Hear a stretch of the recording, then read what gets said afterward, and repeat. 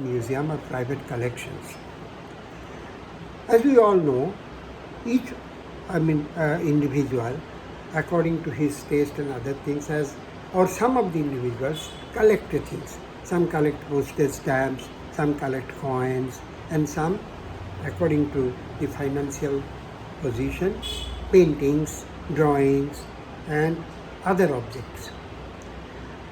These are mostly collected initially for pleasure, to decorate the house. If you build a big house, you need proper things.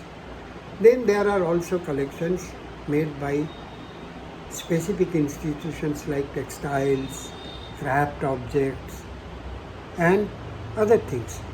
There are even museums exclusively devoted to footwear, shoes, and there is also a toilet museum. So the varieties are almost endless.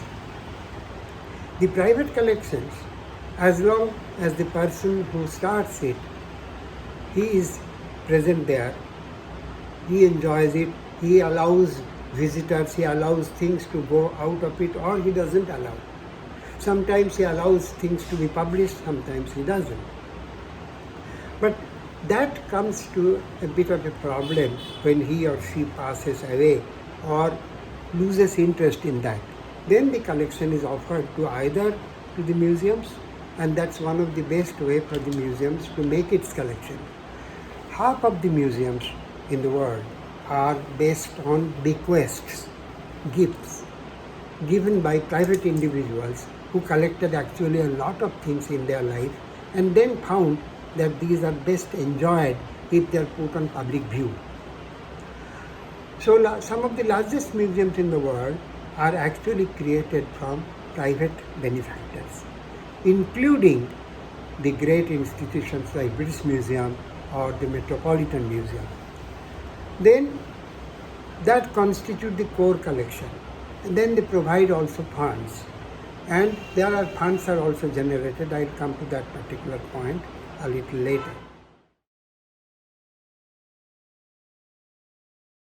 Moving between the different museums, I have over the last few years what that community is and how the museum can facilitate that sense of community has really changed, not only over time, but depending on the context. So both the Museum of Islamic Art in Doha and the Met attract huge tourist populations, and you tend to think less about people from the city making some place as their home. So you're kind of representing a whole country in that way, and how their interest in the arts and how their collections reflect the heritage and sort of interest in history and world civilizations on behalf of the country, so whether that was US or Qatar.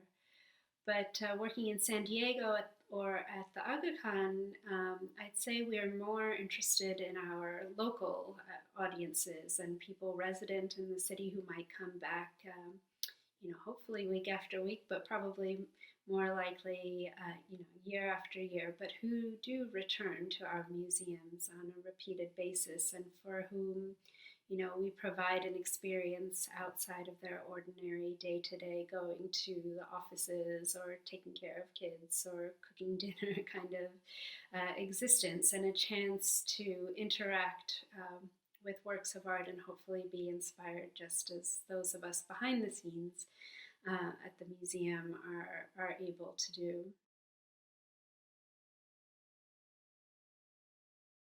Collection, once it enters the museum, it becomes the job of the curators to grade them according to their importance, according to their relevance, according to their outward beauty, and according to their attractiveness to the visitors.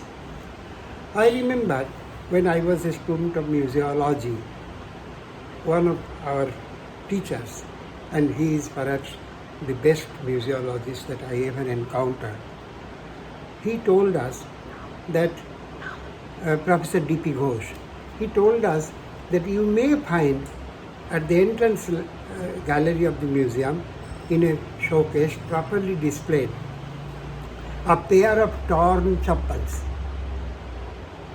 A pair of torn chappals kept in a museum in one of its most important vantage points. Why? Then if you tell them that this is the pair of chappals that was worn by Mahatma Gandhi during the Dandi March, at once, it attains a completely different meaning, different stature. Then it doesn't, remain a mere pair of a torn chappals. Then it becomes a historical relic. Similarly, if you go to the Patna Museum, you will find in their vault there is a special area where they have displayed the remains that were found from Kapilavastu. The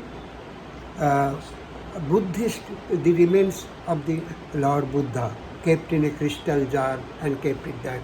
Now this particular object is important to half of the people of the world, or especially for the Buddhists, because they contain the remains of Lord Buddha. So automatically, it retains a completely different type. It has to be dealt with in a very special manner. People have to be told, the story will have to be related properly. So this is the job of the curators, of the curatorial staff.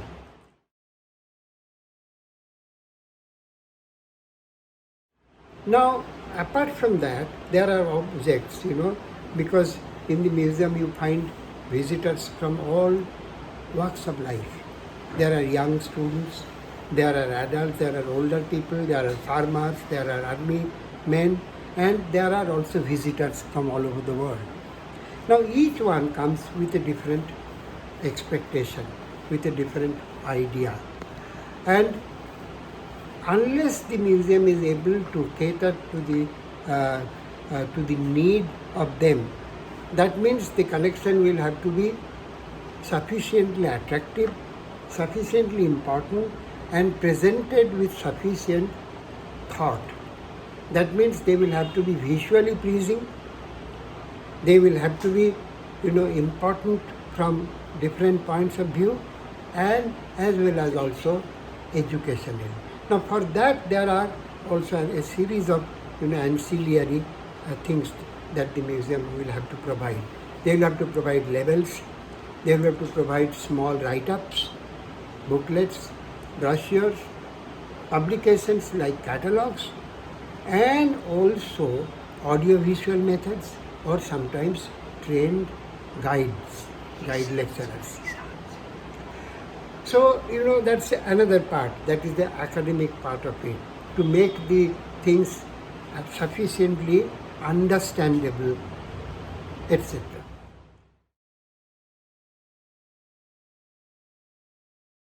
Yes, I have most favorite museum of mine is the Salajang Museum in India, in Hyderabad. It has artifacts which attract you. For example, the veiled Rebecca and the cuckoo bird, as well as the Nizam's jewelry.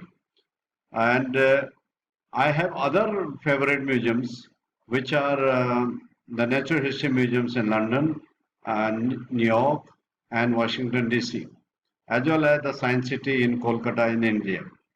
These make me most interested, or they are my favorite museum, because they offer you exhibits which are very well communicating, and the information is well researched, and they engage you and they entertain you. So that's why I like these museums. Oh, yes. I have several favorite museums in the world. And I think, I would begin with the Victoria and Albert Museum, which I've been to multiple times. And I've always wondered about the objects that are in it and, what they how they were collected, a lot of them from India, but also from China and other places. And it's beautifully displayed. So I'm really fascinated by that museum. But most of all, I think I like the museum because of the way it has displayed those objects.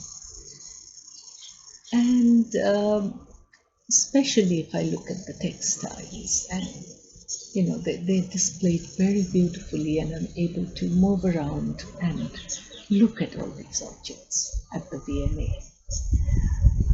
But again, there is not enough storytelling in, unless you take an audio tour.